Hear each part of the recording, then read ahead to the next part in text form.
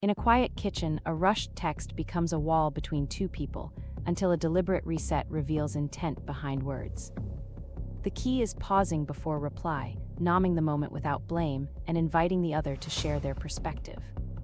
A small ritual like a 90-second pause or a quick check-in question transforms friction into curiosity and learning.